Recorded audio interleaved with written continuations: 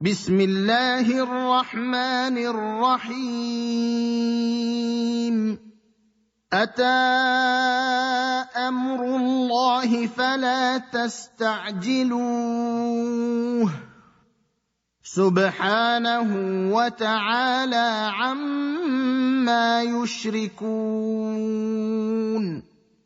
ينزل الملائكة بالروح من أمره على من يشاء من عباده أن أنذروا أنه لا إله إلا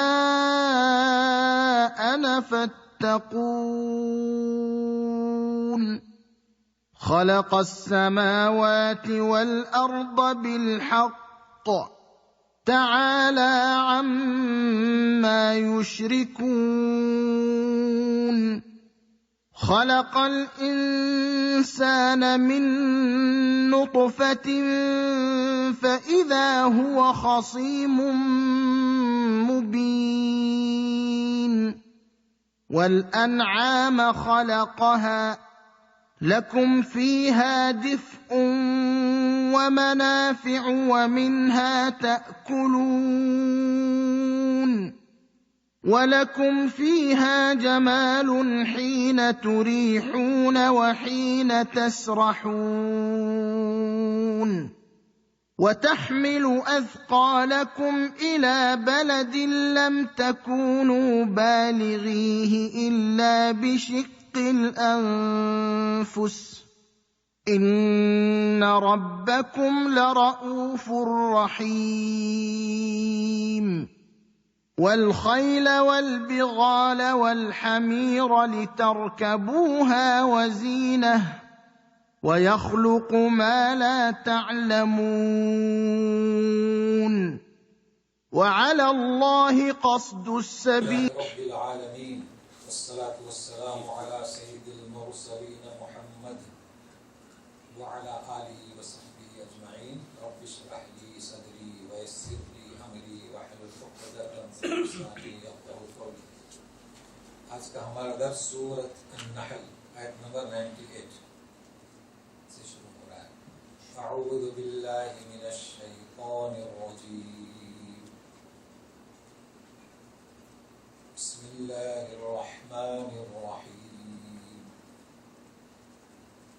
وإذا قرأت القرآن فاستعذ بالله من الشيطان الرجيم إنه ليس له سلطان على الذين آمنوا وعلى ربهم يتوكلون إنما سلطانه على الذين يتولونه والذين هم به مشركون. 3 آیات ہیں شیطان کے تعلق سے، بہت اہم ہدایتیں ہیں. ترجمہ سنیے. اللہ تعالیٰ فرماتے ہیں فَإِذَا قَرَأْتَ الْقُرْآنَ، جب تم قرآن پڑھنے لگو، فَاسْتَعِذْ، پناہ مانگو اللہ کی شیطان مربوط سے. یعنی کیا؟ یوں کہو فاستعیذ حکم ہے تو یوں کہو اعوذ باللہ من الشیطان الرجیم. اس لیے کہ اور یقیناً شیطان کو ایمان والوں پر اور جو اس پر اللہ پر بھروسہ رکھتے ہیں اس پر اس کا زور نہیں چلتا. زور کس پر چلتا ہے؟ جو اسے اپنا سرپرست بناتے ہیں اور اس کو شریک بناتے ہیں اللہ کا. تو اس آیت کا مطلب کیا؟ تعوذ. تعوذ یعنی اعوذ باللہ پڑھنا، یہ اس کے معنی. لیکن ظاہری معنی، روحانی معنی کیا؟ پناہ. تو یہ یاد رکھنا اعوذ باللہ یعنی اللہ کی پناہ مانگتا ہوں یا چاہتا ہوں. اللہ سے نہیں، اللہ کی. کس سے؟ شیطان سے. اس سے فرار، بھاگنا ہے. یہ اس کے معنی ہے. تو اب اس میں کئی چیزیں ہمیں سیکھنا ہے. تو سب سے پہلے جیسے یہ قرآن بروایت حفص عاصم ہے اور جو 7 قراء ہیں ان کی تفسیر پہلے یہ کیا کہتے ہیں، پھر دوسرا گرامر والے کیا کہتے ہیں، پھر تیسری تفسیر محدثین کیا کہتے ہیں، پھر چوتھی تفسیر جسے ہم کہتے ہیں درس قرآن، تدبر، لہذا آپ غور سے سنیے۔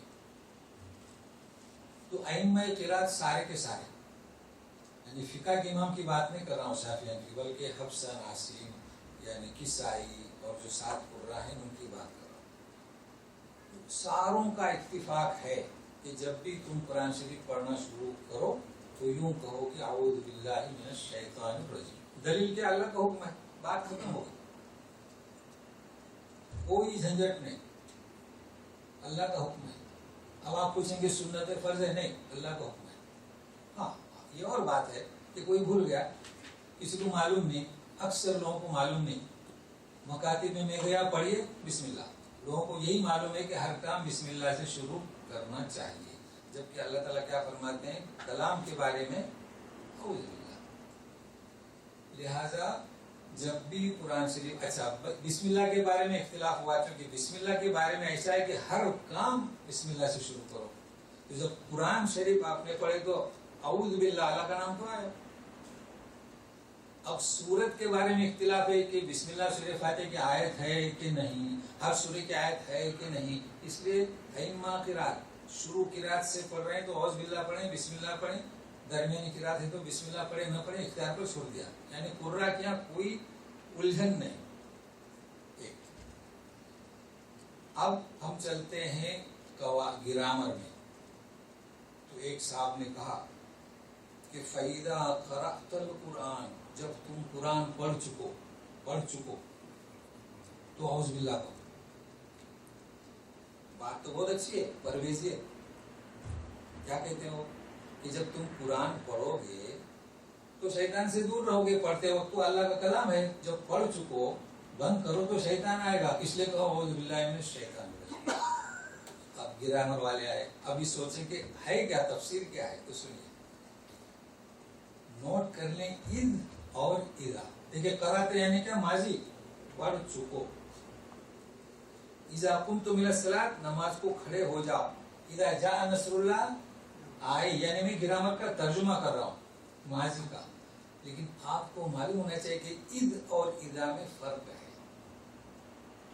اذ جب لگتا ہے ماضی پر تو ماضی ہی رہے گا اور ایک بار، جیسے وَإِذْ قَالَ رَبُّكَ لِلْمَلَائِكَةِ إِنِّي جَاعِلٌ فِي الْأَرْضِ خَلِيفَةً، جب اللہ نے اپنے فرشتوں سے کہا، ایک ہی دفعہ کہا تھا نا کہ آدم کی تکلیف کر رہا ہوں، لیکن جب اذا آئے تو پریزنٹ اور مستقبل۔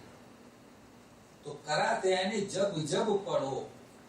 اذا جاء نصر اللہ، جا ماضی ہے، لیکن اذا جب مدد آئے، کیا اللہ کی مدد ایک ہی دفعہ آئی؟ لہذا ان کی یہ تفسیر قابل قبول۔ تو کیا مطلب؟ جب قرآن پڑھنے کا ارادہ کرو تو کیا کہو؟ اعوذ باللہ۔ اب محدثین آئے، محدثین کی تفسیر میں لے چلو کہ اعوذ باللہ من الشیطان الرجیم، کوئی کہے گا کہ اعوذ باللہ السمیع العلیم من الشیطان الرجیم من حمزہ ونفخہ ونفثہ، تو محدثین کہتے ہیں کہ ایسا بھی پڑھ سکتا ہے۔ دلیل کہ نبی کریم صلی اللہ علیہ وسلم جب تہجد کی نماز پڑھتے تھے تو آپ یعنی تکبیر تحریمہ کے بعد ثنا اور ثنا کے بعد اس طرح کہتے تھے، تو کوئی مشکل نہیں۔ تو کہنا یہ کہ اللہ کی عظمت آپ بیان کرو، مطلب شیطان کے پھونک سے، چونک سے، ٹھونکے سے، لیکن حدیث میں الفاظ ہیں اس لیے تو آپ ظاہراً میں بھی پڑھ سکتے ہیں۔ تو یہ کس کی تفسیر ہے؟ محدثین کی۔ اب ہم چلتے ہیں تفسیر۔ اب سنیے تفسیر کیا ہے۔ تفسیر تعوذ کے معنی کیا؟ ایک تعوذ کے معنی کیا؟ تو تعوذ کے معنی ہے پناہ۔ جیسے ایک بچہ باہر نہیں جاتا، ڈرتا ہے کوئی ستائے گا، ماں جاتی ہے، بھائی جاتا ہے، بہن جاتی ہے تو جاتا ہے، کیونکہ اس کو پناہ حاصل ہے، کوئی کچھ نہیں کرے گا۔ یا گھر میں کوئی آیا نیا آدمی تو کسی کے پناہ میں چلا جاتا ہے، یعنی گود میں۔ کیوں جاتا ہے؟ یہ اس کی پناہ۔ تو تم اللہ کی پناہ چاہو، ٹھیک ہے؟ اچھا، پناہ کیوں چاہو؟ پناہ کس سے لی جاتی ہے؟ کہ کسی کا ڈر ہے، جیسے بچے کو ڈر تھا، تو کہتے ہیں کہ تمہارا سب سے بڑا دشمن حوالہ دینے کی ضرورت نہیں، بار بار قرآن میں پڑھ چکے ہیں، سورہ یوسف میں پہلے بھی پڑھ چکے، ان الشیطان للانسان عدو مبین، بڑا دشمن شیطان کا ہے، شیطان ہے، لہذا شیطان بھی پاورفل ہے، اس سے فرار اختیار کیے میری پناہ میں آ جاؤ۔ کب؟ قرآن پڑھتے وقت۔ کیوں؟ اس لیے کہ وہ دشمن ہے، تمہیں قرآن سے پڑھتے وقت بہکائے گا، اس سے روکے گا۔ یہ اس کے معنی ہوئے۔ اب تعوذ میں دو پہلو ہمیں سمجھنا ہے، پھر اس کی 3 قسمیں اسے سمجھنا ہے۔ اس کی طرف اور سے سنیے، ورنہ ایک قسم رہ گئی تو 50 سوالات باقی رہیں گے۔ اس میں پہلے سے بتا دے رہا ہوں، تعوذ یعنی پناہ اللہ کی مانگنا، کس سے؟ شیطان سے، ایک۔ پھر اس میں 2 چیزیں، ظاہری اور معنوی۔ دوسرا، اللہ کی پناہ چاہنا، لیکن کن سے؟ کس سے؟ آپ سے، مجھ سے، بیوی شوہر سے، شوہر بیوی سے، نبی سے۔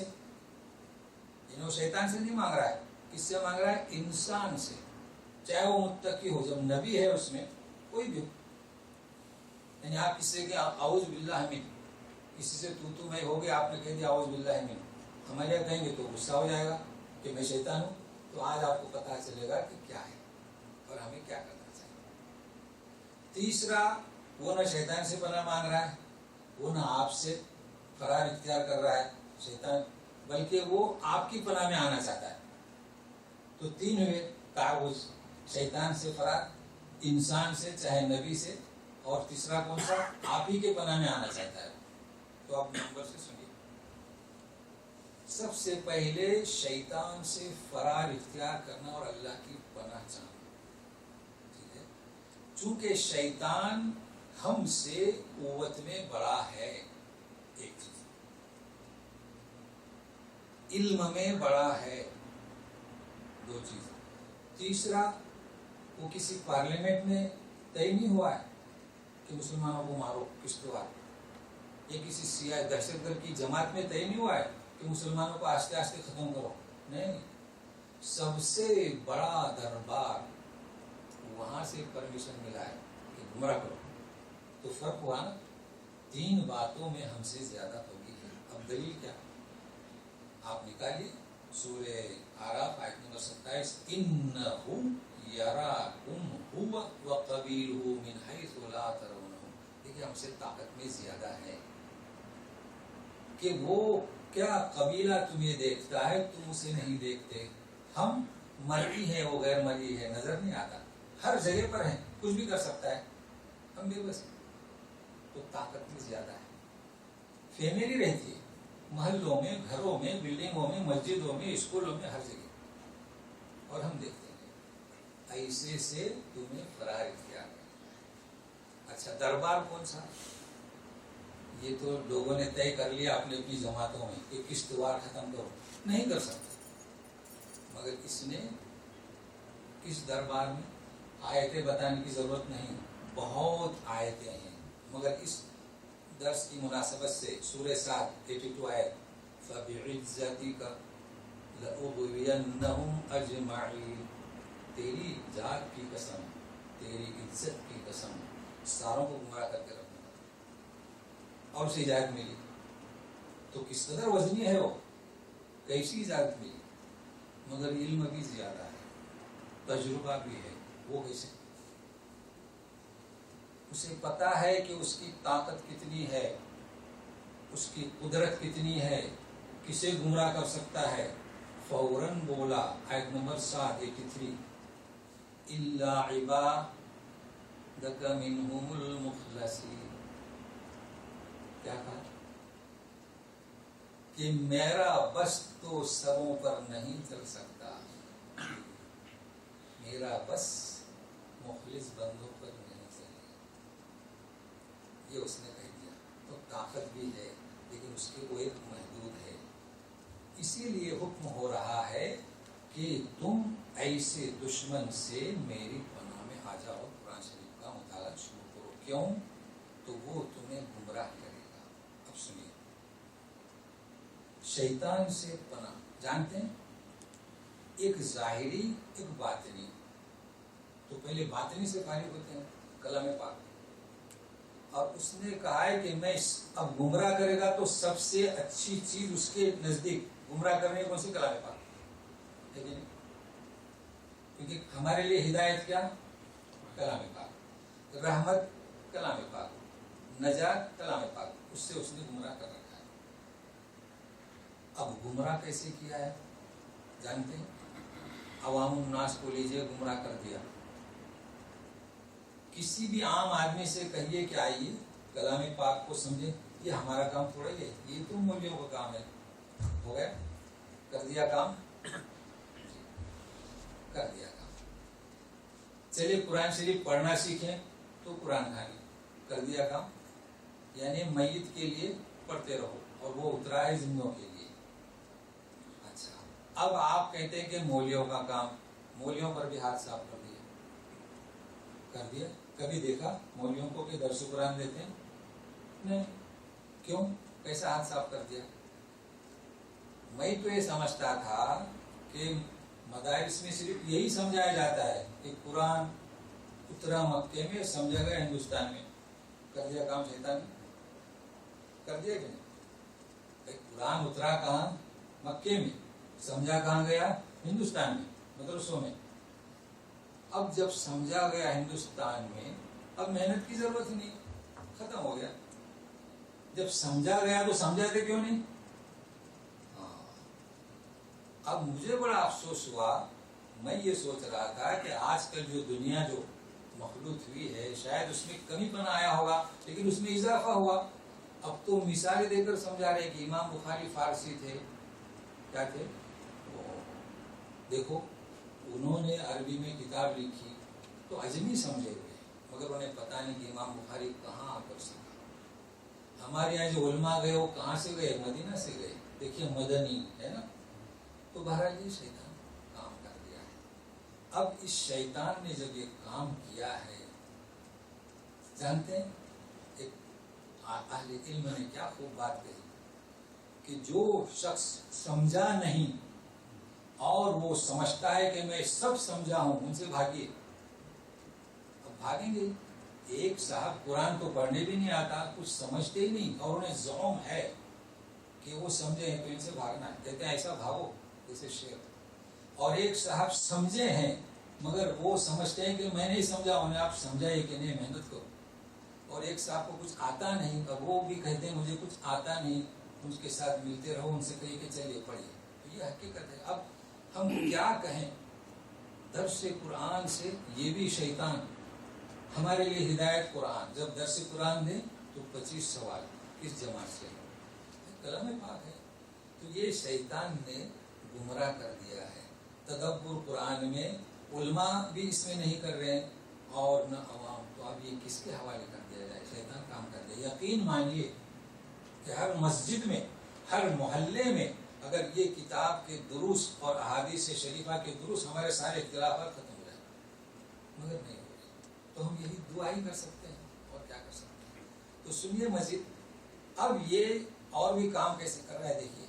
یہ تو روحانیت کی بات ہوئی، اب ظاہری سمجھنے میں کچھ مشکل پیش نہیں آئے گی۔ ظاہری یہ ہے، اور اب یہ صرف تعوذ پر بات ہو رہی ہے، باقی 2 اور 3 اور نمبر باقی ہیں کہ شیطان سے پناہ مانگو، شیطان سے نہیں پناہ مانگو اللہ کی۔ ظاہری کیسے؟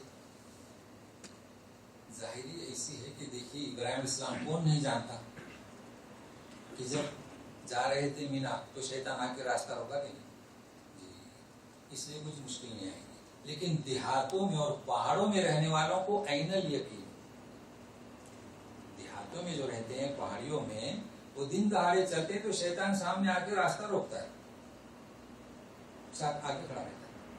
تو وہ بھی ابراہیم علیہ السلام کے سامنے ایسے ہی کھڑا ہوا تھا، تو علاج بتلایا انہوں نے کیا کہ اللہ اکبر کہہ کے کنکری ماری تو ہٹتا گیا، ٹھیک ہے۔ تو ہمارے لیے کیا علاج ہے؟ اب ہم کیا کریں؟ تعوذ۔ تو کون سا تعوذ؟ اکثر ہمارے یہاں لا حول ولا قوت الا باللہ العلی العظیم، اس میں بھی کام کر گیا۔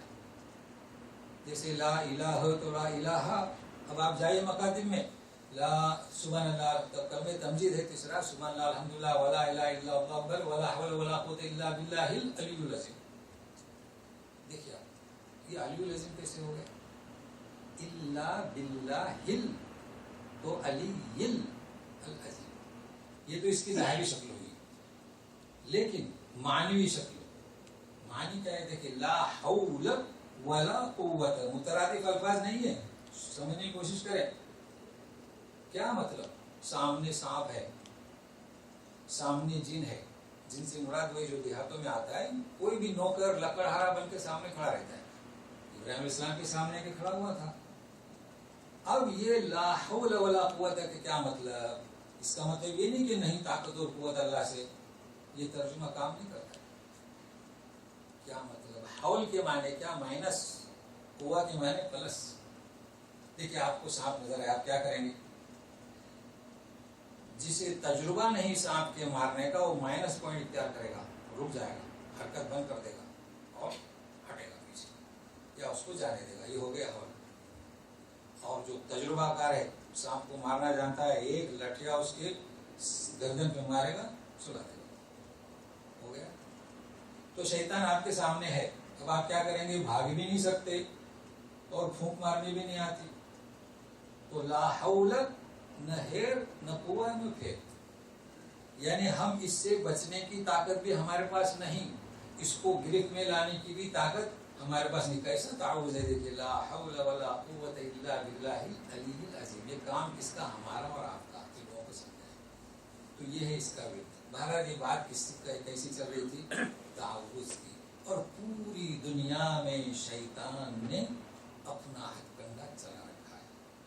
تو ایسی آیت پر ابھی سے دعا کرتے ہیں، کیونکہ ہو سکتا ہے روانی میں وہ رہ جائے کہ اللہ تعالیٰ یہ جو شیطان کے وساوس ہمارے دل میں ہیں، آتے رہتے ہیں، اے اللہ تعالیٰ تو اپنے نور کی شعاؤں سے اسے ظاہر کرتے ہیں، اور اس کا مکر و فریب اور دھوکہ تو تیرے حق لشکر سے اس کا گلا گھونٹ۔ اور اللہ تو جانتا ہے کہ امت اسلامی آج جس تردد میں، جس اضطراب میں ہے، آج جس پریشانی میں، جس ضرور حالی میں، تو اے اللہ تعالیٰ تو ہم تجھی سے جو ہے پناہ چاہتے ہیں، تیری ہی پناہ چاہتے ہیں، اور تجھی سے درخواست کرتے ہیں کہ تو ہی ہمارا سارا، ہم تجھی پر بھروسہ کرتے ہیں، ہمیں برحمت کا یا رب اللہ۔ اب ہم دوسرے تعوذ کی بات کرتے ہیں، کون سی؟ ایک تو یہ تعوذ ہوا، اب دوسرا آپ کسی سے کہیں اعوذ باللہ من، تو سنیے، ابن عباس سے روایت ہے، احمد میں ہے اور سنن میں بیان کیا ہے کہ نبی کریم صلی اللہ علیہ وسلم فرماتے ہیں اذا استعاذ باللہ فاعیذوہ، اگر کوئی اللہ کی پناہ چاہے تو اسے پناہ دو۔ ٹھیک ہے، اب عمل آپ کا، حافظ ابن حجر عسقلانی نے بیان کیے ہیں، نام بتائیں، نیما بنت نعمان ابن شراحیل الکنیدیہ، 9 عمر لڑکی، اور حسن و جمال، نبی کریم صلی اللہ علیہ وسلم سے اس کا عقد۔ اس کے نام بہت سارے ہیں، اس لیے میں نے حافظ ابن حجر کا نام لیا، اس نے کہا اسماء، اس نے کہا امامہ، اس لیے میں نے یہ ان کا ذکر کیا ہوں، تو اختلاف تو ہونے والا ناموں میں۔ بہرحال حدیث بہت مشہور ہے اور سیرت النبی میں یہ ملتی ہے۔ اس کا عقد ہوا، پھر اس میں مزید باتیں لکھی ہوئی ہیں، مختصر سی جھلک دکھاتا ہوں چونکہ ہمارا کام، کہ اسے دوسری عورتوں نے حسد ہوا اس لیے اسے بہکایا۔ بہرحال ہوا یہ بالکل حدیث صحیح سے ہے کہ اس کا عقد ہوا کہ آپ صلی اللہ علیہ وسلم جب داخل ہوئے تو وہ بولی اعوذ باللہ من، تو کیا ہوا؟ کسی انسان سے فرار کی پناہ مانگ رہے اللہ سے، ہوا شیطان سے نہیں۔ تو آپ سے بھی کوئی کہے گا تو ہم غصہ ہوتے ہیں، غصہ ہونے کیا بات ہے؟ اللہ کے رسول صلی اللہ علیہ وسلم فرماتے ہیں ہم کون؟ اللہ، اسے ہماری بات پسند نہیں، وہ ہم سے اللہ کی پناہ چاہتا ہے، بس پناہ دے دو۔ تو آپ صلی اللہ علیہ وسلم نے فرمایا اعوذ باللہ، اللہ کی پناہ چاہیے، اللہ کیا ہے، اب جاؤ، اسے رخصت کر دیا، جو کچھ دلانا تھا، مطلب جو طے ہوا تھا اس سے بھی زیادہ دیا۔ تو یہ کون سی ہے؟ دوسری قسم ہے۔ تو کہنے کا مقصد یہ کہ اگر کوئی ایسا کہے تو ہمیں غصہ ہونے کی ضرورت نہیں۔ اب تیسرا، تیسرا کیا ہے؟ کوئی آپ ہی سے سب طرف سے بھاگ کر آئے آپ کی پناہ میں. اس کا ذکر سورہ توبہ میں ہے 6 نمبر آیت میں. دیکھیے وَإِنْ أَحَدٌ مِّنَ الْمُشْرِكِينَ اسْتَجَارَكَ، اگر کوئی مشرک تم سے پناہ مانگے، یعنی تمہاری اس کی آپ کی پناہ میں آنا چاہیے. کیوں؟ الا ان يسمع کلام اللہ، تاکہ اللہ کا کلام سنے. تو یہ کیا بات تھی؟ مدینہ میں جب اطراف میں قبائل غیر مسلموں کے، تو کسی شخص کو شوق ہوا کہ آئے، اب جب مدینہ میں آئیں گے تو مشرک ہے، گرفت کر لیں گے نا. تو اللہ کا حکم ہے کہ نہیں، ایسا نہیں ہے. اگر وہ چاہتا ہے کہ کلام سنے کہ مسلمان کیسے ہیں، تو اس کو کیا دو؟ پناہ. لیکن اس کا لفظ کیا؟ تعوذ سے نہیں، استجار. اردو میں معنی وہی نہیں، پناہ دو. مگر کیا کہتے ہیں؟ دیکھو اسلام کیسا ہے. دیکھیے وہ آیا 8 دن رہا، دیکھتا رہا لوگ نماز کیسی پڑھتے ہیں، قرآن کیسا پڑھتے ہیں، ٹھیک ہے، سب دیکھا. ثم ابلغہ مأمنہ، جیسے آپ نے پناہ دی ویسے ہی، یوں نہیں کہا کہ اس کے شہر پہنچاؤ، تمہارے گاؤں سے باہر کر دو، نہیں. جہاں پر اسے امن ہے کہ مسلمان اسے پکڑیں گے نہیں، ستائیں گے نہیں، چڑھائیں گے نہیں، زبردستی نہیں کریں گے، وہاں تک چھوڑ دو. ٹھیک ہے. کیا مطلب؟ اب لوگ پوچھتے ہیں کہ ایک کافر آدمی مسجد میں آنا چاہتا ہے، اس کو لا سکتے ہیں کہ نہیں؟ کیوں آپ سوال کرتے ہیں؟ وہ مسجد میں آئے گا، وہ دیکھے گا رکوع سجود، تو اسے پناہ دو، آنے دو. مسجد نبی میں آتے تھے کہ نہیں؟ تو ایسے لوگ جب مدینہ میں داخل ہوتے تھے تو کہاں سنتے تھے قرآن؟ بتائیے، بازاروں میں؟ مسجد نبوی میں آتے تھے. لہذا یہ سوال اگر کوئی کہتا ہے، وہ کیسا مسلمان ہے؟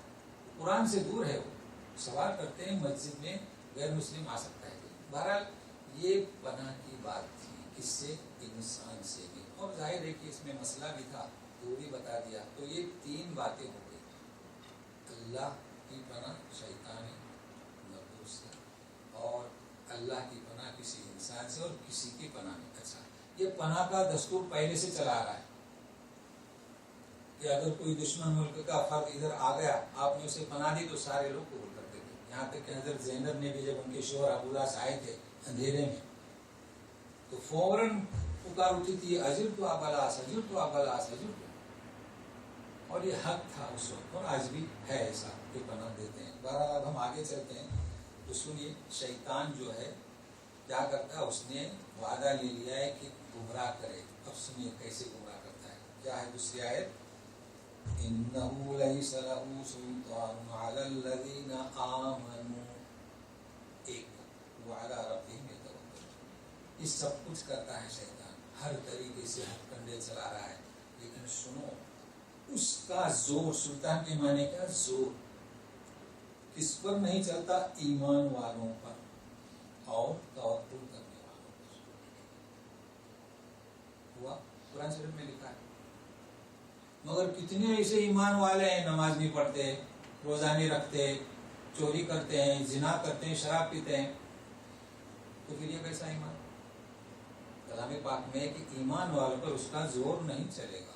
ایمان والا رمضان کے روزے نہیں رکھتا، مومن چوری کرتا ہے، مومن زنا کرتا ہے، مومن رقص کرتا ہے، ڈانس کرتا ہے، مومنہ عورت.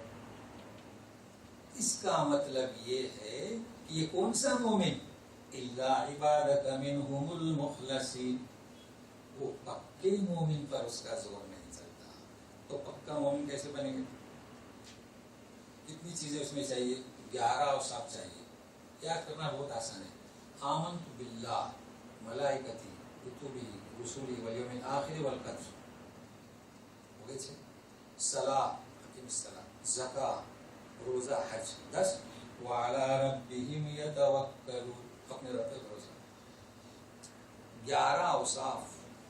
تو وہ پکا مومن ہے، اس پر شیطان کا زور نہیں چلے گا. گاڑی ہے، بڑی قیمتی ہے، ایئر کنڈیشن ہے، ہم جا رہے ہیں مدینہ مکہ، بھروسہ کس پر؟ میں تو نہیں جا سکتا. اتنا سا پرزہ 10 ریال کا جل جائے گا، گاڑی آپ کی لاکھوں ریال کی بیکار. تو توکل، تو یہاں چونکہ ہمیں روانی کرنا ہے، توکل اللہ پر. یہ چیزیں کامل مومن، یہی وجہ ہے کہ لوگ ایمان میں مکمل نہیں قرآن کھانے والے زیادہ ہیں جی، اور روزہ زیادہ رکھتے ہیں، تراویح عمرے زیادہ ہیں، مگر 5 وقتہ نماز کی پابندی نہیں. کیوں؟ کامل مومن ہے، شیطان وہاں کرتا ہے. تو سنیے، انما سلطانہ، اس کا زور ان پر چلے گا جو اسے سرپرست بناتے ہیں اور اس کے ساتھ شرک کرتے ہیں. ایک مسئلے سے خالی ہو جائے، وَهُمْ بِهِ مُشْرِكُونَ، جو شیطان کو شریک کرتے ہیں. بعضوں نے ترجمہ کیا اللہ کا شریک ٹھہراتے ہیں. ایک ہی بات ہے. بھائی شیطان خواب میں آیا کہ فلاں درگاہ بنا دو، درگاہ بنا دیے، اب وہاں شرک ہو رہا ہے، تو اسی لیے کہ شیطان کو کے ساتھ شرک کر رہے، تو جتنا بھی شرک ہوگا سبب کون بنا؟ شیطان. لہذا شیطان کو شریک کر رہے ہیں، حالانکہ شیطان کی کوئی پوجا نہیں کرتا، یہ بھی صحیح ہے، اور اللہ کا شریک کر رہے ہیں شیطان کے کہنے پر، یہ بھی صحیح ہے. اب دوسرا سنیے، دیکھیے ترتیب، کبھی کبھی ترتیب جو ہے نا کلام پاک میں، کیا پہلا دوسرا اور دوسرا پہلا، اس میں جامعیت ہوتی ہے، تو سمجھنے کی کوشش کریں. دیکھیے ایمان کی ضد کیا؟ کفر ہے، اور توکل کی ضد کیا؟ عدم توکل، بھروسہ، توکل. تو ترتیب بدلی ہو گئی. الذین آمنوا، اس کی ضد آخر میں آئی مشرکون، دیکھ رہے ہیں نا. اچھا، یتوکلون، اس کی ضد پہلے آئی یتولون، جس کا اللہ پر بھروسہ نہیں وہ دوسرے کو سرپرست بناتا ہے. روزی دینے والا اللہ، اولاد دینے والا اللہ، رزق دینے والا اللہ، اس کا اللہ پر بھروسہ نہیں، اس لیے تعویذ ڈھونڈنے کے لیے باباؤں کے پاس جاتا ہے. تو معنی کے حساب سے پہلے ترتیب کس کے لیے؟ مخالف لوگوں کے لیے، کہ جن کا اللہ پر بھروسہ نہیں تو وہ شیطان کو سرپرست بناتے ہیں اور وہ شرک کرتے ہیں. جامعیت ہوئی. اب چلیے، اب یہاں سے آپ اس کو ذہن میں رکھیے کہ بات کس کی ہو رہی ہے؟ کلام پاک کی. کہ کلام پاک سے شیطان کیسے دور کرتا ہے. اب یہ تو تعوذ کی معنی تھے. اب سنیے، اب یہ بھی ایسا مضمون ہے تو سمجھنے کی کوشش کیجیے، لیکن ہے کلام پاک سے. وَإِذَا بَدَّلْنَا آيَةً مَكَانَ آيَةٍ وَاللَّهُ أَعْلَمُ بِمَا يُنَزِّلُ قَالُوا إِنَّمَا أَنْتَ مُفْتَرٍ بَلْ أَكْثَرُهُمْ لَا يَعْلَمُونَ. جب ہم تبدیل کرتے ہیں ایک آیت کو دوسری آیت کی جگہ، آیت کو تبدیل، اور اللہ بہتر جانتے ہیں کہ انہوں نے کیا اتارا، پہلے کیا اتارا اور اب کیا اتارا، تو بولتے ہیں کہ تم تو بہتان باندھتے ہو، مفتر ہو، جھوٹ ہو. اصل بات ہے کہ لوگ نہیں جانتے. یہ کیا بات ہوئی؟ تبدیل. ایک آیت آئی، پھر اس کی جگہ دوسری آیت. جانتے ہیں آپ، اسے لا تقربوا الصلاۃ وانتم سکارا، ہے نا، کہ تم شراب کی حالت میں مسجد میں داخل نہ ہو جاؤ. پھر بعد میں آیت اترتی ہے کہ شراب بالکل ہی نہ پیو، اور ایسے کئی احکام تھے. تو یہ جو ہے مضمون جو ہے قرآن کی اصطلاح میں ناسخ اور منسوخ. آپ کہیں گے کہ کینسر، پہلا ایک حکم آیا ہو کینسر، پہلے ایک آیت آئی ہو کینسر. تو اس کا ذکر آپ کو سورہ بقرہ کی 106 نمبر آیت کو نوٹ کر لیں. ما ننسخ من آیت، ننسخ یعنی منسوخ، ڈیلیٹ، او ننسیہا، یا بھلا دیتے ہیں. دیکھیں دو چیزیں بھی. اچھا، بھلانا ہمیں علم نہیں، اللہ نے خود فرمایا کہ ہم بھلا بھی دیتے ہیں، رسول سے اور سارے صحابہ سے. نہ آتی بھی مثلیہا، تو ہم اس جیسی یا او احسن منہا آیت لے آتے ہیں. علم تعلم ان اللہ علی کل شیء قدیر. تو بات کیا ہوئی کہ کلام پاک میں آیتوں کا ایک آیت اتری، پھر وہ حکم منسوخ ہوا. اس پر اعتراض کر رہے ہیں. پہلی بات یہ ہے، دیکھیے یہ آپ ہی کی سہولت کے لیے ہے. آپ کسی ڈاکٹر کے پاس جاتے ہیں، ڈاکٹر آپ کو بخار کی دوا دیتا ہے، کیا کہتا ہے 3 روز کے بعد آؤ. 3 روز کے بعد اگر آپ کو صحت اچھی نہیں ہوئی تو دوا تبدیل کرتا ہے. تو کیا آپ اس ڈاکٹر پہ اعتراض کرتے ہیں کہ پہلے پاناڈول تھی ابھی دوسری کیوں دے رہا ہے، لیپاڈول کیوں دے رہا ہے؟ نہیں، یہ آپ ہی کی مصلحت کی خاطر ہے. تو پہلے آدم علیہ السلام کو بچے اور بچیاں ہوئی، اب نسل کیسے بڑھے؟ تو بہن بھائی کی شادی ہوئی، جب پوتے ہوئے اب منع کر دیا کہ سگے بہن بھائی کی شادی نہیں، اتنا بھی نہیں سمجھتے، اتنا بھی نہیں سمجھتے، اعتراض کر رہے ہیں۔ تو یہ باتیں تھی، شراب بھٹی میں پڑی ہوئی تھی، اس لیے بتدریج منع کر دیا۔ اچھا، نبی کریم صلی اللہ علیہ وسلم نے فرمایا مدینہ کے ابتدائی دنوں میں کہ قبرستان کی زیارت نہیں کرنا منع ہے، حدیث ہے نا۔ پھر فرمایا کہ آپ زیارت کر سکتے ہو۔ یہ کیا بات ہے؟ ناسخ اور منسوخ، جیسے قرآن میں ناسخ اور منسوخ، حدیث میں بھی۔ کیوں؟ مدینہ میں جب لوگ گئے، قبرستان میں کون تھے مدفون بتائیے؟ یہودی نصرانی، مسلم تھا کوئی؟ اس لیے منع کر دیا۔ جانتے ہیں حکمت کیوں جا رہے؟ عبرت حاصل کرنے۔ اب جب مسلمان مدفون ہوئے، اب اجازت دے دی۔ عورتوں کو کیا فرمایا؟ زوارات، لعن اللہ زوارات۔ اب اس میں بڑا الجھن پیدا ہوگی، حالانکہ اس درس میں وقت نہیں، لیکن مختصر سا کیا مطلب زوارات کا؟ اب لوگ کہیں گے نہیں عورتوں کو زیارت حرام، جی نہیں جانا چاہیے۔ جانتے ہیں آپ قوال کسے کہتے ہیں؟ قوال، دیکھو پروفیسر لیکچر دیتا ہے، درس قرآن میں لیکچر ہوتا ہے، قوال آپ کہیں گے؟ نہیں کہیں گے، وہ قوال بولتا ہی رہتا ہے۔ رات کو 10 بجے سے صبح ہو جاتی ہے، درس قرآن میں صبح نہیں ہوتی۔ تو زوار، زائر سے زوار، کثرت سے زیارت کرنے کو عورتوں کو منع۔ فرق ہوا نا؟ تو آپ کبھی کبھار جا سکتے ہیں، اسی لیے علماء اجازت دیتے۔ بہرحال اس میں اب جن کو حدیث مطلق اور مقید، یہ مقید ہے کہ بار بار، بہرحال اسی ذہن میں آ گیا تو سن، یہ بات چل رہی تھی کہ اس کی ناسخ اور منسوخ۔ کبھی ایسا ہوتا تھا کہ حکم منسوخ ہوا ڈیلیٹ تو آیت بھی ڈیلیٹ، پتہ ہی نہیں۔ اور کبھی ایسا ہوتا تھا کہ بھلا دیا، وہ بھی پتہ ہی نہیں۔ کبھی ایسا ہوتا تھا کہ آیت تو ہے حکم منسوخ، جیسے لا تقربوا الصلاۃ وانتم سکارى۔ کبھی ایسا ہوتا ہے کہ حکم ہے آیت ڈیلیٹ، وہ کیسے؟ الشیخ والشیخوخۃ اذا زنیا فرجموہما، شادی شدہ مرد عورت زنا کرے تو پتھر سے۔ اب پرویزیت آئی، کہتے ہیں کہ قرآن میں رجم ہے ہی نہیں۔ اچھا، قرآن میں رجم ہے تو عمل رسول سے ثابت ہے نا۔ اب یہ اللہ کی حکمت، آپ سوچیں گے کہ ڈیلیٹ کیوں کر دی گئی؟ قیامت کے دن انکشاف ہوگا۔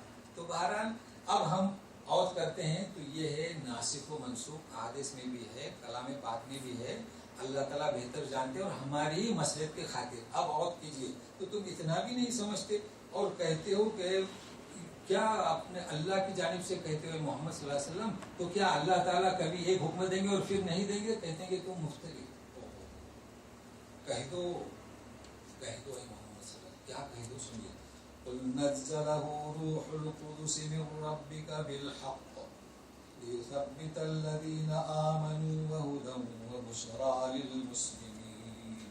کہہ دو کہ میں جھوٹ نہیں بولتا، یہ جبریل امین جس کو تم جانتے ہو وہ تیرے رب کی جانب سے حق، تاکہ ثابت رکھے ایمان والوں کو۔ ایمان والے تو ثابت قدم رہتے ہیں اور ان کے لیے ہدایت اور بشارت مسلمانوں کے لیے، اور تمہیں ہدایت نہیں۔ اچھا، اب یہ تو ایک جماعت تھی، ایک اور جماعت آئی، وہ کیا کہتی ہے ذرا سنیے۔ وَلَقَدْ نَعْلَمُ أَنَّهُمْ يَقُولُونَ إِنَّمَا يُعَلِّمُهُ بَشَرٌ لِسَانُ الَّذِي يُلْحِدُونَ إِلَيْهِ أَعْجَمِيٌّ وَهَذَا لِسَانٌ عَرَبِيٌّ مُبِينٌ۔ ایک اور جماعت آئی، یہ کیسی جماعت آئی؟ وہ یہ نہیں کہتے تھے کہ تم جھوٹے ہو۔ جانتے ہیں صہیب رومی روم سے آئے تھے تجارت کے لیے، اسی طریقے سے کچھ غلام آئے تھے جن کی حیثیت تاجر کی نہیں تھی، مگر ایک شخص تھا اسے عبری زبان پر مہارت تھی، توریت بھی لکھتا تھا، انجیل بھی لکھتا تھا، وہ آیا تھا۔ وہ بھی مجلس رسول میں آتا تھا تو چونکہ اسے یاد تھی زبور لکھتا تھا تو سنجیدگی تھی، تو نبی کریم صلی اللہ علیہ وسلم جب بھی دیکھتے تھے سنجیدہ لوگوں کو تو ڈائریکٹ دعوت دیتے تھے، تو جب گزرتے تھے تو ان کے جھوپڑے سے بھی گزرتے تھے. اب دیکھ لیا انہوں نے تو پہنچے ان کے پاس. کیا کہتے ہیں؟ اچھا تو تم یہ محمد کو سکھاتے ہو؟ تو اس نے کہا کہ میں کیا سکھاؤں، ارے وہی ہمیں سکھاتے. اس نے جواب دے دیا، لیکن پھر بھی کیا کہتے ہیں؟ انما یعلمہ بشر، اسے تو وہ غلام، وہ نوکر جو باہر سے آیا ہے وہ سکھاتا ہے. ارے عقل مندو، لسان الذی یلحدون الیہ اعجمی، یہ جس کی طرف نسبت کر رہے ہیں جو انہیں سکھاتا ہے وہ عربی نہیں، اس کی زبان بھی عربی نہیں. کون سی تھی؟ عبری تھی، وہ تو عجمی تھا. اور یہ زبان عربی ہے اور فصیح ہے. ہر چیز کا جواب دے دیا. کبھی کہتے ہیں کہ اللہ تعالیٰ کیا بھول جاتے ہیں، تم جھوٹ بولتے ہو. کبھی کہتے ہیں کہ فلاں سکھاتا ہے، نہیں. تو اصل بات کیا ہے تو سنیے. ان الذین لا یؤمنون بآیات اللہ لا یہدیہم اللہ ولہم عذاب علیم. دیدہ دانستہ، دیدہ دیکھ رہے ہیں، زمین و آسمان سورج سب دیکھ رہے ہیں. دانستہ جان بوجھ کر، یعنی آیتیں فساد بلاد کے ساتھ آ رہی ہیں، شعراء گواہی دے رہے ہیں، لیکن دیدہ دانستہ جو اللہ کی آیتوں پر یقین نہیں رکھتے، لا یہدیہم، تو ایسوں کو کیا ہدایت دے گی؟ ولہم عذاب. اب انہوں نے کہا تھا کہ جھوٹ، تو سنیے جھوٹ کسے کہتے ہیں. عام طور پر لوگ کیا کہتے ہیں کہ ایک بچے نے کہا کہ ہاں میں اسکول گیا تھا، یہ جھوٹ. یا فلانے کو میں نے نہیں مارا، یہ جھوٹ. نہیں، یہ کیا جھوٹ، یہ کوئی جھوٹ ہے. یہ سنیے جھوٹ کسے کہتے ہیں، ہے نا. ان اللہ لا یہدی القوم الکاذبین. کیسے جھوٹے؟ یہ معمولی سی بات پر بچے نے جھوٹ بولا تو اس کی پٹائی. تو آج سنیے، دیکھیے. انما یفتر الکذب الذین لا یؤمنون بآیات اللہ وَأُولَئِكَ هُمُ الْكَاذِبُونَ. جانتے ہو جھوٹا کون ہے؟ جھوٹا بہتان باندھتا ہے. یہ کس کا جواب ہے؟ کہا نا انما انت مفتر. اے رسول یہ تم کیا کرتے ہو، جھوٹ بولتے ہو. اس کا جواب ہے جھوٹ نہیں بولتا رسول. جھوٹا کون ہے؟ کہ جو اللہ کی آیتوں پر یقین نہیں رکھتا. دیکھیے الفاظ کیا ہیں، لا یؤمنون بآیات اللہ.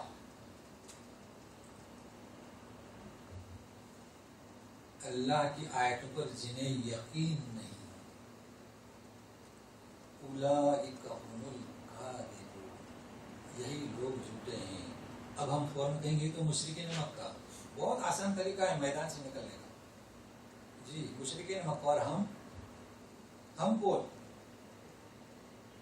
اللہ کی آیتوں پر، کلام پاک کی آیتوں پر ہمارا یقین نہیں ہے. بار بار کہتے ہیں کہ کلام پاک تدبر کے لیے ہے نا، تفکر کے لیے ہے، تعقل کے لیے ہے، مگر نہیں قرآن کا نہیں. اور پڑھنا، ختم پر ختم کرنا، جبکہ اس کا حق بھی ادا نہیں کرتے. کیوں نہیں حق ادا کرتے؟ اس لیے قرآن پہ یقین نہیں. آپ بتائیے کہ کوئی بھی لینگویج آپ کی ہے، جب تک آپ کو پکا اس پر عبور نہ ہو تو آپ لکھتے ہیں، اس پہ نوکری آپ کو ملتی ہے. یہ کیا بات ہے، بچپن میں پڑھے اور چل رہے ہیں، پڑھ رہے ہیں قرآن شریف، کسی قاری کے سامنے بیٹھے کہ پڑھنے آتا بھی ہے کہ نہیں. تو قرآن کی آیتوں پر یقین نہیں ہے. شیطان کام کر گیا ہے. بات کہاں سے چلی؟ تو دیکھیے تفکر ہو رہا ہے، تدبر ہو رہا ہے، مگر سنیے یہ اتنی آسان بات نہیں ہے. ضرور کسی قاری کی خدمت میں بیٹھیے اور قرآن شریف ناظرہ اپنا صحیح کرنے کی کوشش کیجیے. اس کا دوسرا حق ہے، پہلا حق ایمان، دوسرا کون سا؟ صحیح پڑھنا. کوشش کریں، ملتے ہیں پڑوس پڑوس میں. تو بات کیا یہاں چل رہی تھی؟ یہ جن کا یقین نہیں، کئی لوگ ہیں آج امت مسلمہ میں کلام پاک پر یقین نہیں.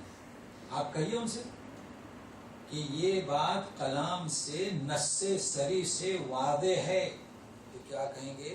آپ ہی سمجھتے ہیں، ہمارے امام صاحب نہیں سمجھتے تھے. کیا؟ کلام پاک پر یقین نہیں. تو اس کو ذہن میں رکھیے. چلیے، اولئک هم الکاذبون. اچھا، اب یہاں اس کے بعد میں یہ چونکہ کلام پاک کے بارے میں، اب یہ جو آخر تک آیت ہے ایک ہی موضوع ہے اور بہت آسان ہے سمجھنا، اگر آپ شروع میں اس کا مفہوم سمجھ لیں.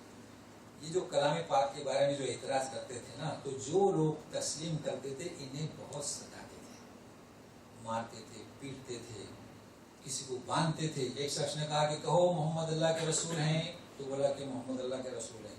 کہو کہ میں بھی دوسرا رسول ہوں، تو بولا نہیں، تو پیٹو. مطلب یہ اس کا شان نزول. کہو محمد اللہ کے رسول نہیں، تو پیٹتے پیٹتے کئی کچھ بول دیتے تھے، چلو چھوڑ دو اسے. کچھ نہیں بولتے تھے، احد احد احد، یہ چلا تھا. پھر بھاگے بھاگے آتے تھے، اللہ کے رسول مجھ سے گناہ ہو گیا، میں اسلام سے نکل گیا. کیا ہوا کیا ہوا؟ تو میں نے یہ آپ کو برا کہا، تیرے دل میں کیا تھا؟ نہیں، دل میں تو محمد رسول اللہ. کوئی بات نہیں. تو یہ سمجھنا ہے اس اور کچھ نہیں. چلیے شکریہ. من کفر باللہ من بعد ایمانہ الا من اکرہ وقلبہ مطمئن بالایمان ولکن من شرح بالکفر صدرا فعلیہم غضب من اللہ ولہم عذاب عظیم. جو کوئی کفر کرے ایمان کے بعد، اس کا نام کیا ہے؟ مرتد ہونا. ٹھیک ہے نا؟ فعلیہم غضب، آخر میں اس کا جوڑ ہے، من اللہ ولہم عذاب عظیم. اس لیے کہ ایمان لیا اور پھر مرتد ہو گئے. اللہ کسی کو ایسے راہ میں دکھایا. اب اس میں کیا؟ الا من اکرہ، کسی کے سینے پہ نوک تلوار کے رکھ دی گئی، جیسے اس وقت رکھ دی جاتی تھی، بول کفر کر، تو اس نے کہہ دیا. وقلبہ مطمئن بالایمان، بہرحال اسے اختیار ہے، چاہے تو کفر کلمہ کہہ کے جان چھڑا لے، چاہے تو احد احد کہے، اسے اختیار ہے، بالکل واضح ہے. ہاں لیکن جو اپنا سینہ کھول دے کفر کے لیے، اس پر یہ عذاب ہے. ٹھیک ہے. اچھا، اب یہ دونوں کی باتیں، ان کا نتیجہ کیا؟ ذلك بأنه مستحب الحياة الدنيا على الآخرة وأن الله لا يهدي القوم الكافرين. یہ اس لیے کہ جنہوں نے کفر اختیار کیا انہوں نے آخرت کی زندگی پر دنیا کو محبوب جانا، تو ایسے لوگوں کو اللہ تعالیٰ ہدایت نہیں دیتے، کیونکہ کفر اختیار کریں گے تو دنیا ملے گی، اور ایمان پر رہیں گے تو جلا دیے جائیں گے، کاٹ دیے جائیں گے، مگر یہ زندگی کون سی ہے؟ معمولی ہے.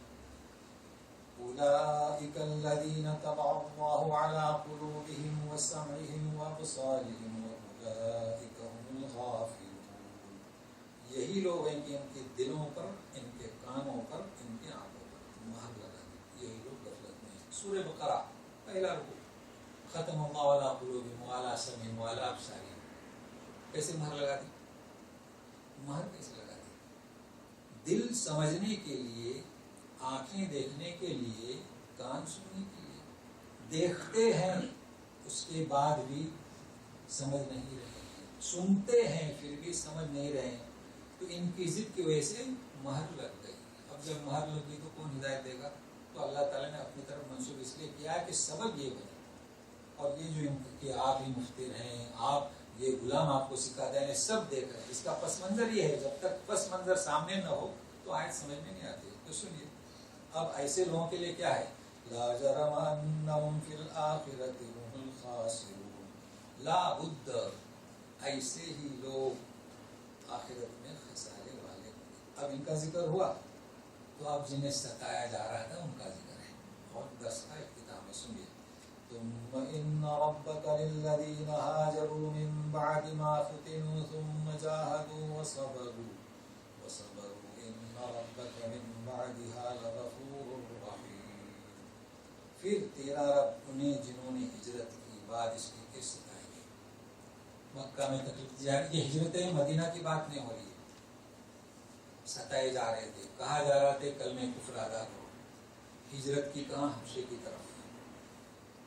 تو جنہیں ستایا گیا، جنہوں نے ہجرت کی، جد و جہد کی، جہاد بھی کیا، صبر بھی کیا، تو کیا پائیں گے؟ بتائیے کیا؟ ان ربک من بعدها لغفور رحیم. بعدیا یعنی کیا؟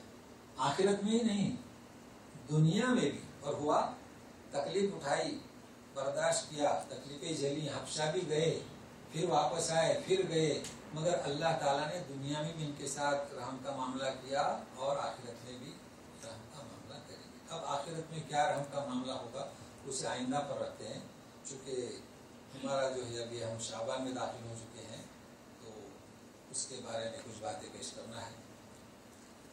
اعوذ باللہ من الشیطان الرجیم، ثم ان ربک للذین هاجروا من بعد ما فتنوا ثم جاهدوا وصبروا ان ربک من بعدها لغفور رحیم۔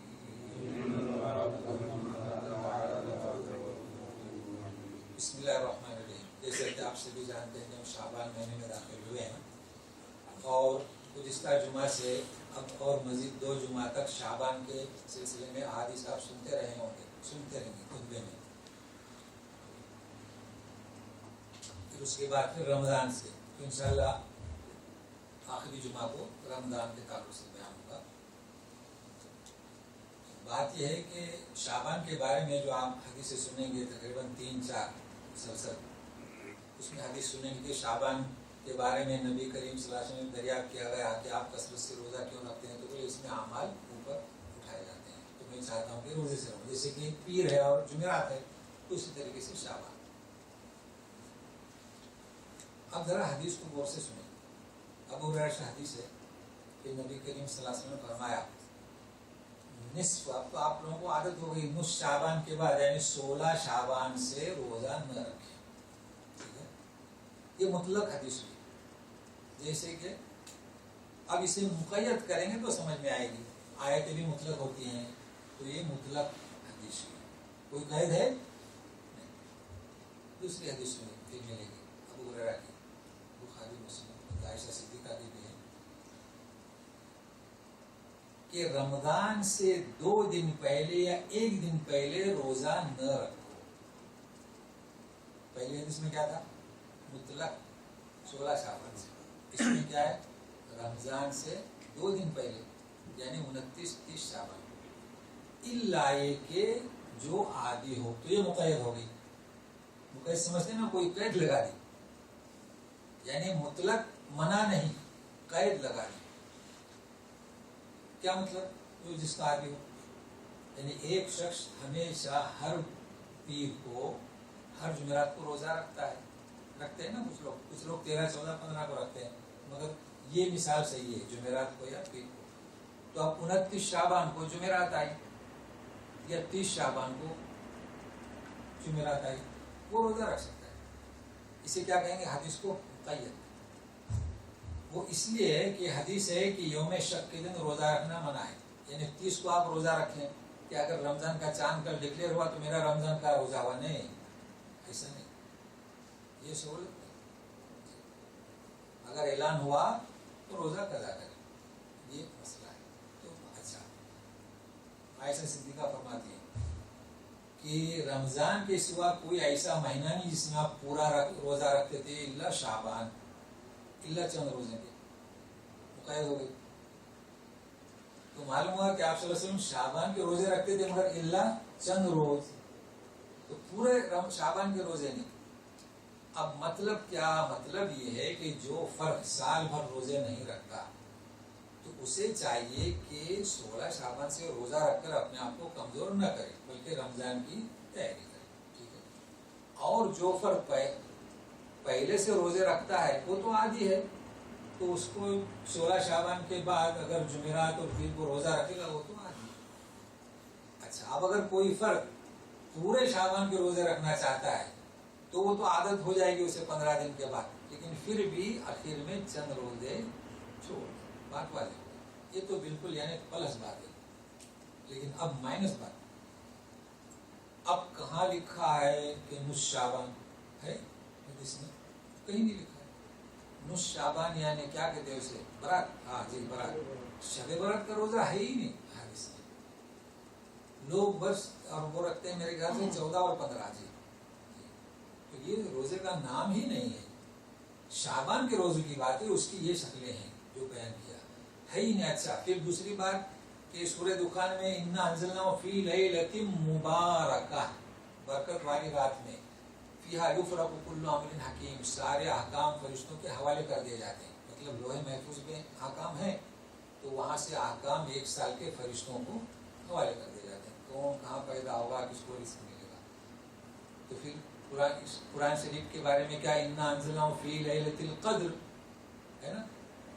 قرآن شریف کب اترا؟ لیلۃ القدر کب ہے؟ شہر رمضان میں. اور تنزل الملائکۃ والروح فیہا باذن ربہم من کل امر سلام. تو یہ تخصص جو ہے لیلۃ القدر کا ہے، نہ کہ شب برات کا ہے. لہذا شب برات جو مناتے ہیں اس کا اس آیت سے تعلق ہے، کیونکہ لیلۃ المبارکہ لیلۃ البرکات کلام پاک کے ساتھ مختص ہے. انا انزلناہ، جیسے ہماری امت کا تخصص کیا ہے، امتوں وسطا، تم درمیانی امت ہو. کیوں؟ قرآن کی وجہ سے، قرآن کا پیغام. اسی طریقے سے لیلۃ القدر جو ہے اس کی اہمیت کا قرآن لوح محفوظ سے آسمان دنیا پر لایا گیا، اور پہلی وحی الہی جبرائیل امین اسی رات کو غار حرا پر. یہ تک اب آپ اس کو شعبان میں، یہ کہاں کی سوچ ہے؟ جیسے یہ تھا اس غلام سے کچھ نہیں کہ تم اسے سکھاتے ہو. تو ہمارے مسلمان بھی یہی سوچتے ہیں کہ سوچ یہی ہے. اچھا پھر حدیث پیش کرتے ہیں کہ قبرستان کی. اچھا سنیے، کئی اصل میں حدیث کو بھی دیکھنا ہے کہ مقید ہے، مطلق ہے، ضعیف ہے، اس کا متن کیسا ہے، یہ سب دیکھنا ہے نا. بتائیے کہ عائشہ صدیقہ قبرستان میں جاتی ہیں تو اتنی بڑی رات اور آپ اکیلے گئے، جبکہ آپ صادق ہیں، مصدوق ہیں، امین ہیں، حق کا پیغام پہنچانے والے ہیں. تو اتنی بڑی رات اور آپ اکیلے اندھیرے میں چلے گئے کہ پیچھے بھاگنا پڑا کہ آپ کی بیوی کو کیسے. یہ آپ سوچیں نا. تو ہر چیز حدیث، ہر کتاب حدیث. تو سوچنا چاہیے اہل علم کو. اصل بات یہ ہے کہ یہ جیسے کہ آج کا درس ہمارا شروع ہوا تھا شیطانی ہتھ کنڈوں سے، تو یہ سب شیطان نے کیسے لگا دیا کہ جس رات کی اہمیت نہیں اس رات کی اہمیت دلا دی، جس کتاب کی اہمیت نہیں اس کتاب کی اہمیت سینوں میں ڈال دی، جس عمل کی اہمیت نہیں اہمیت ڈال دی. لوگوں کے نزدیک یہی اہمیت ہے کیا کہ شب برات کو مناؤ، جاگو، اپنے آپ کو جنت کا مشتاق قرار دو. لوگوں میں یہی ہے کہ کلام پاک پڑھو رمضان میں 10، 15، 16، مگر کسی کو توفیق ہوتی ہے الا ماشاء اللہ کہ کسی قاری کے پاس جائیں. سورہ کاف ہر جمعہ کو پڑھتے ہیں، کس کے پاس جائیں ذرا سنیے میری. تو یہ چیزیں ہم جو اختیار کر رہے ہیں اس میں تھوڑا یعنی کیا کہتے ہیں، اس میں اخلاص، پکا مومن جسے کہتے ہیں، اس کی ضرورت ہے.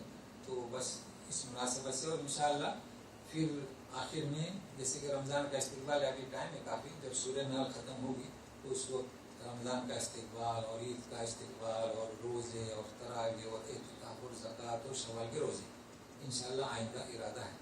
صلی اللہ تعالیٰ علی خیر خلق محمد و آلہ وصحبہ اجمعین برحمتک یا ارحم الراحمین. تو آپ کو 4 منٹ ہیں. شب برات آیا کہاں سے کرتے؟ ہاں، شب برات جو ہے کہاں سے آئی آپ کو معلوم ہونا ہے. شب جو ہے فارسی ورڈ ہے. ہاں فارسی ورڈ ہے. برا یہ لوگ کہتے ہیں وہ قرآن کا برات، وہ تو قرآن کا. اصل بات یہ ہے کہ آپ مطالعہ کریں گے نا خلافت بنو عباسیہ اور بنو امیہ، جانتے ہیں نا، اس تاریخ کا اگر آپ مطالعہ کریں گے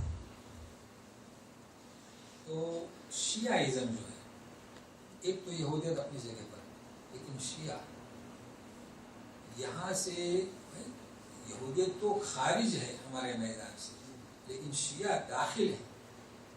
تو یہ اندرونی سب سے پہلے فاطمیوں نے مولود شروع کر دیا، ٹھیک ہے نا. اب ہے کہ لوگوں کو رمضان سے یعنی کیسے گمراہ کیا جائے کہ کسی رات کو آباد کریں جس رات کا ذکر نہیں ہے، چونکہ بدعت ہے نا، کیونکہ بدعت گمراہی ہے، دال ہے، جیسے حدیث ہے، اور تو شیطان یہ کام کر رہا ہے. تو اصل اس کے آغاز ہوا ہے شیعہ لوگوں سے، جیسے کہ آپ نے کہا جتنے بھی تعزیہ بھی دیکھے وہیں سے شیعہ سے. اور میلاد اور میلاد تو یہ فاطمیوں سے، یہ بھی شیعہ. یہ شیعہ میں کیا کیا جانتے ہیں آپ کہ دیکھو اے مسلمانوں، آپ آل رسول کا حق ادا نہیں کرتے. وہ کیسے؟ بولے دیکھو مسیحی عیسیٰ ابن مریم کو کیا رتبہ دیا، اور تم اپنے رسول کو، اس کے گھر والوں کو، اس کی بیٹی کو یہ رتبہ. اب بات ذہن میں آئی پرویز عید کی طرح، جیسے پرویز عید نے شوشہ ڈال دیا کہ آدم علیہ السلام کے زمانے کچھ لوگ مرے، قیامت سے 3 گھنٹہ کچھ لوگ مریں گے، دونوں کو قبر میں عذاب. تو لوگوں کے پاس سمجھ میں آتے ہیں قبر کا عذاب تو نہیں ہوگا، اس لیے وہ پوچھتے ہیں کہ قبر میں عذاب ہے. تو اسی طریقے سے کہ آل رسول کا کچھ بھی احترام نہیں، تو اس طریقے سے احترام دلا کر گمراہ کر دیا اور بدعت میں داخل کر دیا. اس میں شیعہ، لیکن ہم شیعہ نام کیوں لیں؟ کیونکہ شیعہ بھی کبھی کبھی ہماری ہدایت کو سنتے ہیں. اصل شیطان نے شیعہ کا روپ اختیار کیا، کیونکہ وہ شیعہ حضرات بھی کبھی سنے، ہو سکتا نہ انہیں بھی. تو بہرحال ہم کوشش کریں. اچھا، ہمارے یہاں جو بریلی والے یہ ہمارے گھر کے ہیں، کیا کیا بدعت کرتے ہیں. چلیے اور کچھ کہیے. جب یہ مشرک اور کافر مسجد میں آ سکتے ہیں، انہیں اجازت دی جائے جی آئے دیکھیں، پھر مدینے میں اور مکے میں منع کیوں کر دیا گیا؟ ان کا سوال سمجھ میں